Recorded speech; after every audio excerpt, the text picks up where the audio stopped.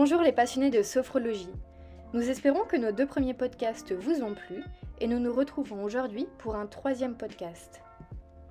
Nous allons aborder un sujet qui nous concerne tous, la prise de poids. Vous vous êtes certainement demandé pourquoi parfois vous preniez du poids alors que votre rythme alimentaire n'avait pas particulièrement changé. Mais est-ce que vous vous êtes posé la question « Est-ce que je dors bien ?» Comme nous l'avons déjà expliqué lors de nos 2 premiers podcasts, dormir suffisamment est essentiel pour être en bonne santé, mais aussi pour avoir la ligne. La fatigue modifie notre alimentation, dérègle nos horloges internes et par conséquent favorise la prise de poids. Le manque de sommeil fait grossir et nous allons vous expliquer pourquoi. La première étude de Locard, publiée en 1992, proposait un lien entre la durée de sommeil et l'obésité chez l'enfant. La réduction du temps de sommeil en dessous de 5 heures favorise la prise de poids avec risque d'obésité et de diabète. Cette observation s'explique par le déséquilibre qui se crée entre les 2 hormones régulant la faim. La leptine diminue alors que la gréline augmente. Il faut savoir que la leptine est l'hormone de la satiété. Elle diminue la prise alimentaire et augmente la dépense énergétique. Elle est sécrétée en particulier au cours du sommeil par les cellules graisseuses et sera moins présente dans l'organisme si l'on ne dort pas assez. Cette hormone favorise également l'inflammation et pourrait de ce fait constituer un lien entre l'obésité et ses complications vasculaires.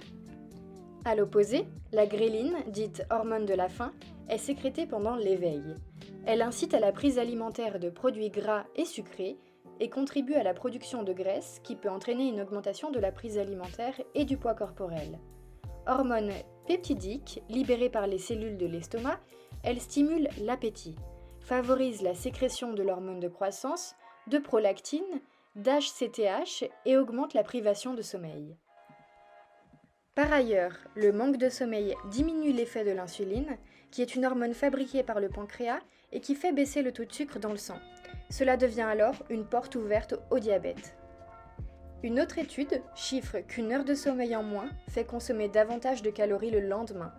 Quand nous nous sentons fatigués, nous avons tendance à avoir envie de manger du sucré et du gras, calories riches, facilement et rapidement disponibles pour l'organisme.